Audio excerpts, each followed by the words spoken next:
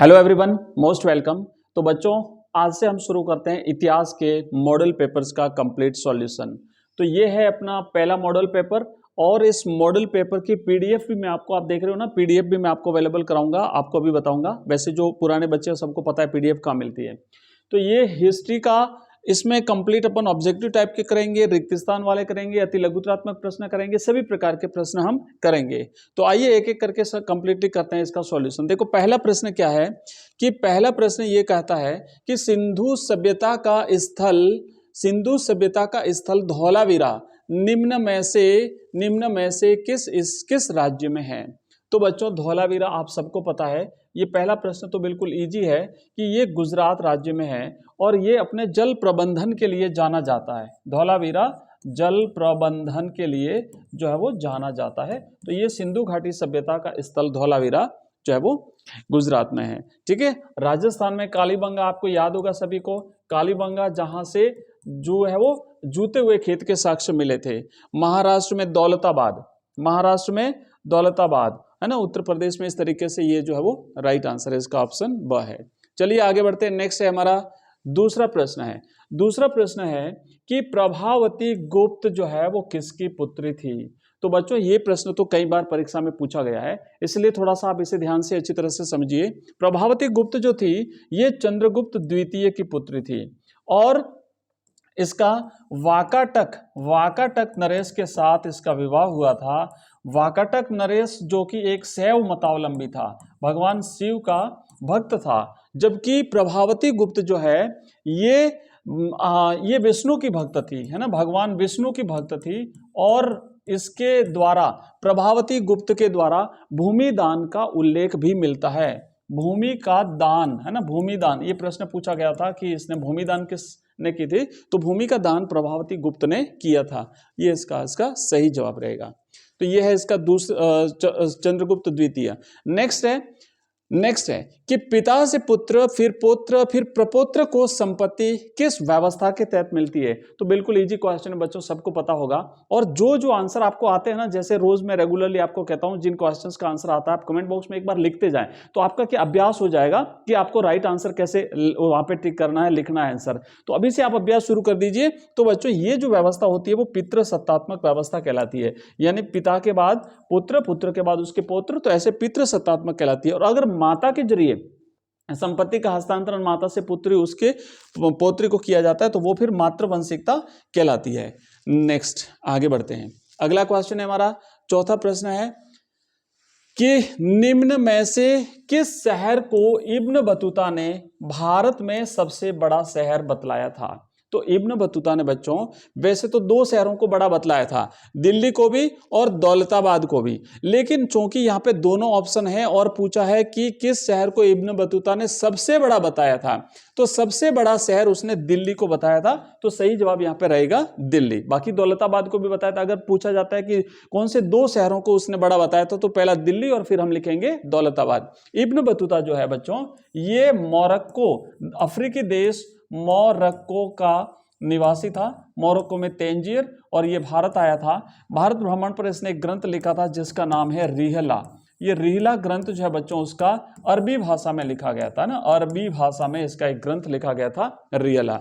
इस Ibn Battuta को दिल्ली का 1 वर्ष के लिए काजी यानी न्यायाधीश जो है वो नियुक्त किया गया था। नेक्स्ट क्वेश्चन की तरफ बढ़ते हैं। राइट आंसर बच्चों इसका रहेगा दिल्ली।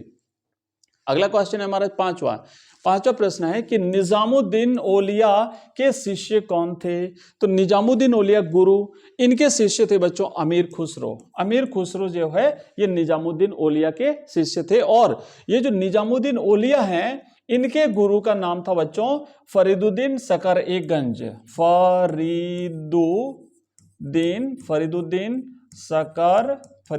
सकर ए गंज इनके गुरु का नाम था। ठीक है, आगे बढ़ते हैं। नेक्स्ट हमारा अगला क्वेश्चन है छठा, ये हो गया अमीर खुसरो साहब। अगला प्रश्न है विष्णु के उपासक निम्न में से कौन थे। तो देखो बच्चों अलवार, नयनार, बोध या शैव, तो आंसर बताइए। बिल्कुल ठीक है, राइट आंसर है इसका अलवार जो संत थे, अलवार या इन्हें आलवार के नाम से भी जाना जाता है। तो दक्षिण भारत में छठवीं शताब्दी से लेकर के 6वीं शताब्दी से 9वीं शताब्दी तक जो है वो भक्ति का प्रचार प्रसार करने वाले ये प्रमुख संत थे। अलवार भी थे और नयनार भी थे। और ये एक प्रकार से ये क्या थे, ये तमिल कवि और संत थे भाई, ये तमिल कवि और संत थे, कवि भी थे इनमें और ये साथ ही साथ ये संत भी थे, कवि और संत थे। और जो अलवार संत थे इनकी संख्या थी 12, ये टोटल 12 संत थे। और इनमें एक महिला संत थी जिसका नाम था अंडाल। ये अंडाल स्त्री जो थी ये स्त्री भक्त थी ये, और ये अपने आप को भगवान विष्णु की प्रेयसी मानती थी, ये अपने आप को भगवान विष्णु की प्रेयसी मानती थी। और इन्होंने एक ग्रंथ लिखा था जिसका नाम है नलयिरा दिव्य प्रबंधकम। नलयिरा दिव्य प्रबंधम। इस नलयिरा दिव्य प्रबंधम जो इनका एक संकलन है, काव्य संकलन है, इसको तमिल वेद के नाम से जाना जाता है। ठीक है, इसको तमिल वेद के नाम से जाना जाता है। तो इस तरीके से ये थे, इनकी संख्या थी 12। ठीक है, आगे बढ़ते हैं। नेक्स्ट क्वेश्चन है, तो इसका राइट आंसर बच्चों अलवार हो गया। अगला प्रश्न है 6ठा के बाद 7वां प्रश्न है कि विजयनगर साम्राज्य की स्थापना किसने की थी। तो आप सबको याद है विजयनगर साम्राज्य की स्थापना हरिहर और बुक्का नामक 2 भाइयों ने 1336 ईस्वी में की थी। 1336 ईस्वी में की थी। क्योंकि इनके पिता का नाम था संगम, इनके पिता का नाम था बच्चों संगम, और इसीलिए इन्होंने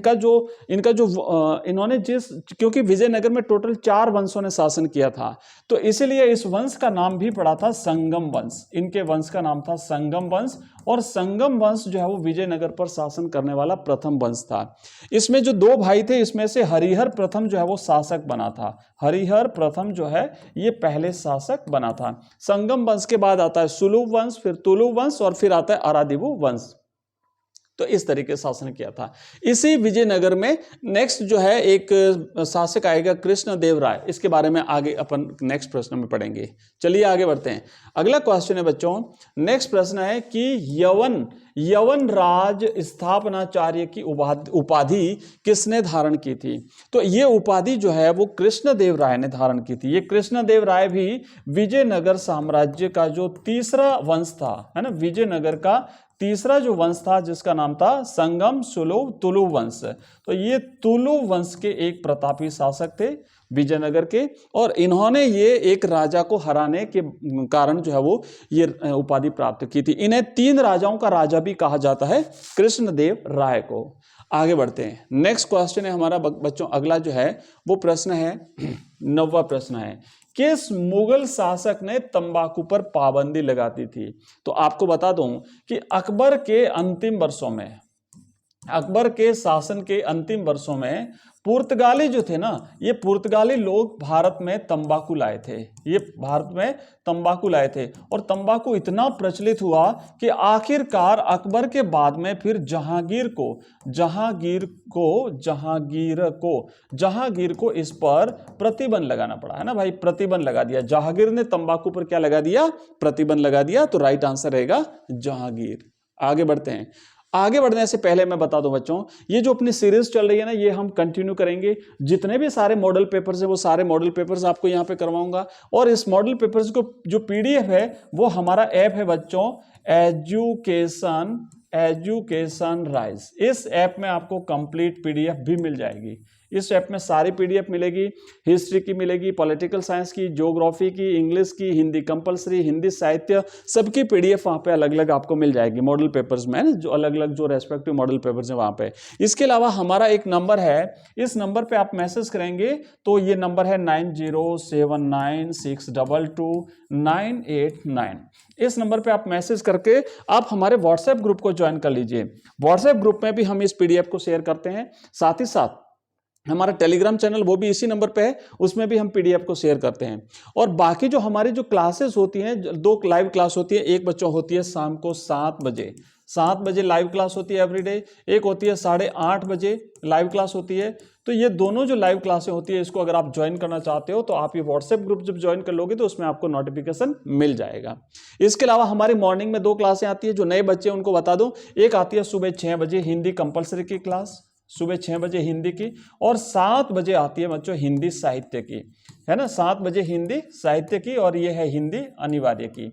इस तरीके से हमारी ये सीरीज चलेगी। इसके अलावा इंग्लिश की भी हम कंप्लीट एक कैप्सूल सीरीज चला रहे हैं, जिसमें हम समरी पढ़ते हैं, क्वेश्चन आंसर्स करते हैं, एक्सप्लेनेशन करते हैं, एमसीक्यूज टाइप के क्वेश्चंस करते हैं। इस तरीके से कंप्लीटली तैयारी हम करते हैं। आइए आगे बढ़ते हैं नेक्स्ट क्वेश्चन की तरफ, और इसका राइट आंसर हो गया जहांगीर। फिर प्रश्न है कि शाहमल की मृत्यु कब हुई थी? तो बच्चों 1857 की जो क्रांति हुई थी, उस 1857 की क्रांति में जुलाई में एक युद्ध में जो है, जुलाई महीने में 1857 में एक युद्ध में शाहमल जो है वो मारे गए थे।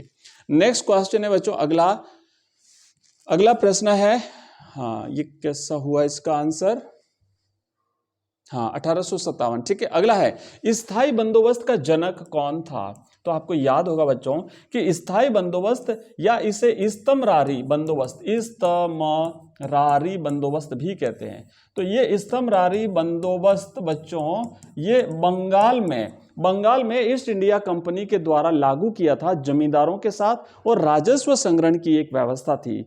इस व्यवस्था में क्या होता था कि जमींदारों को सूर्यास्त नियम के तहत अपना जो राजस्व होता था वो जमा कराना पड़ता था एक निश्चित दिन, और अगर वो उस नियम के तहत जमा नहीं करवा पाते थे तो फिर उनकी जो जागीरी होती थी वो नीलाम कर दी जाती थी। और ये व्यवस्था लॉर्ड कॉर्नवालिस ने जो है वो इन जमींदारों के साथ शुरू करी थी। तो राइट आंसर है कॉर्नवालिस।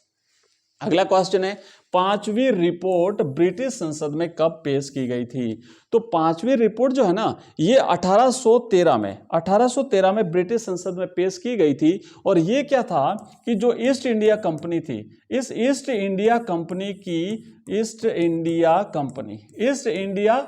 इंडिया कंपनी के प्रशासन और इसकी गतिविधियों का इसमें पूरा रिकॉर्ड होता था, और ये रिपोर्ट ब्रिटिश संसद में पेश की जाती थी। इसमें जो भारतीय किसान होते थे, जो रैयत होते थे और जो जमींदार होते थे, उनका भी इसमें उल्लेख होता था।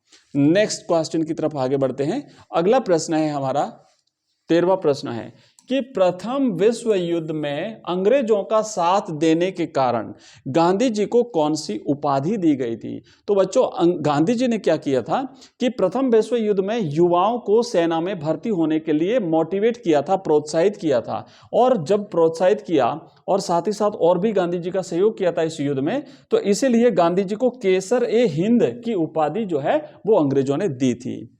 नेक्स्ट क्वेश्चन है हमारा अगला प्रश्न है बच्चों, अगला प्रश्न है कि भारतीय संविधान किस तिथि को लागू हुआ था? तो भारत का संविधान 26 जनवरी 1950 को लागू हुआ था, और यह बनकर के तैयार हो गया था 26 जनवरी 1949 को। 2 महीने पहले बनकर के तैयार हो गया था। अंगीकृत, अधिनियमित और आत्मार्पित कर दिया गया था 26 जनवरी 1949 को, लागू किया था 1950 को, और इसी दिन हमारा देश जो है वो गणतंत्र बनता है। ठीक है, आइए आगे बढ़ते हैं नेक्स्ट क्वेश्चन की तरफ। और हमारा अगला प्रश्न है बच्चों, अगला प्रश्न बस इतना ही है। तो अभी कंटिन्यू करेंगे हम, नेक्स्ट इस क्लास को जारी रखेंगे। इसका नेक्स्ट पार्ट आपको मिलेगा कल मिलेगा, ठीक है, कल वेट करिएगा। और इसी तरीके से ये हमारी सारी सीरीज चलती है। एक बार फिर से बता देता हूँ, हिंदी कंपलसरी मॉर्निंग में 6 बजे, हिंदी साहित्य मॉर्निंग में 7 बजे, ये हिस्ट्री की क्लास रहेगी आपकी तकरीबन 6:30 के आसपास शाम को। इसके बाद में फिर 7 बजे पॉलिटिकल साइंस की लाइव क्लास है। उसके बाद 7:30 बजे इंग्लिश की अपनी कैप्सूल सीरीज है, 8:30 बजे ज्योग्राफी की है। तो इस तरीके से लगातार हम क्लास 12 के स्टूडेंट्स जो है उनकी हेल्प करेंगे। इसी तरीके से हम बोर्ड एग्जाम्स के लिए पढ़ते रहेंगे। आप हमारा ऐप डाउनलोड कर सकते हो बच्चों। ये जो आप लोगो देख रहे हो, इस लोगो वाला हमारा ऐप है, ये education rise classes play store पे मिलेगा। लिंक इस वीडियो के डिस्क्रिप्शन में दिया हुआ है, या फिर मैंने जो आपको नंबर दिया उस नंबर पे आप जब मैसेज करेंगे तो आपको लिंक मिल जाएगा 9079622989। इस नंबर्स पे लिंक दिया हुआ है, उस लिंक पे क्लिक करके आप हमारे ऐप को डाउनलोड कर लीजिए। साथ ही साथ टेलीग्राम चैनल को ज्वाइन कर लीजिए, व्हाट्सएप ग्रुप ज्वाइन कर लीजिए। हमारी प्लेलिस्ट, हमारे कोर्सेज, हमारे जितने भी जो है लिंक है वो सारे के सारे आपको इस नंबर पे हाय हेलो कुछ भी मैसेज करेंगे तो आपको मिल जाएंगे। मैं बता दूं, अगर आप कंप्लीट नोट्स प्राप्त करना चाहते हो किसी भी सब्जेक्ट्स के, जैसे हिस्ट्री के, तो कंप्लीट नोट्स आपको ओनली 11 रुपए में हम दे रहे हैं। पूरे कंप्लीट नोट्स 11 रुपए मिलेंगे। हिस्ट्री के हैं, पॉलिटिकल साइंस के हैं, ज्योग्राफी के हैं। मॉडल पेपर अगर आप चाहते हो तो आपको कंप्लीट मॉडल पेपर्स मिलेंगे बच्चों, 10-10 मॉडल पेपर्स मिलेंगे सब्जेक्ट वाइज, है ना, 10-10 मॉडल पेपर्स हैं। ये मॉडल पेपर भी आपको हमारे ऐप में मिल जाएंगे। टेस्ट सीरीज अगर आप ऑनलाइन टेस्ट देना चाहते हो तो ऑनलाइन टेस्ट सीरीज भी आपको हमारे ऐप में मिलेगी। इस टेस्ट सीरीज को जब आप सबमिट करोगे तो आपका रिजल्ट आपको हाथों हाथ शो हो जाएगा। उसमें आप किस रैंक पर हैं वो भी आपको शो करेगा, आपसे आगे कितने बच्चे हैं, आप उस अपने रैंक को इंप्रूव करने के लिए टेस्ट को बार बार भी रिवाइज कर सकते हैं। तो ये टेस्ट सीरीज भी आपको ओनली 11 रुपए में, ये कंप्लीट 11 रुपए में, ओनली 11 रुपए में हम आपको टेस्ट सीरीज अवेलेबल करा रहे हैं। मॉडल पेपर्स का बच्चों है ओनली 29 रुपीज। आप मार्केट में 100 रुपीज में या उससे भी ज्यादा लेते होंगे, हम ओनली 29 रुपीज में आपको दे रहे हैं। ये आपकी एक मॉडल पेपर, जो भी सब्जेक्ट वाइज अलग अलग मॉडल पेपर है, प्रत्येक सब्जेक्ट पे 10-10 मॉडल पेपर्स मिलेंगे। इसके अलावा अगर आप कंप्लीट कोर्सेज चाहते हैं तो बच्चों 2 दिन के लिए अभी ऑफर चल रहा है। 2 दिन में अगर आप कोई भी कोर्स लेते हैं तो आपको एक कूपन शो होगा, उस कूपन पे क्लिक करेंगे तो आपको 60 रुपीज में, ओनली 60 रुपीज में बच्चों आपको हमारे कोर्सेज मिल जाएंगे। तो आज की क्लास में बस इतना ही। अगर आपको किसी प्रकार का कोई इश्यू हो तो ये नंबर आपका रहेगा हमारा आपके पास, और मिलते हैं अगली क्लास में। तब तक के लिए जय हिंद, जय भारत।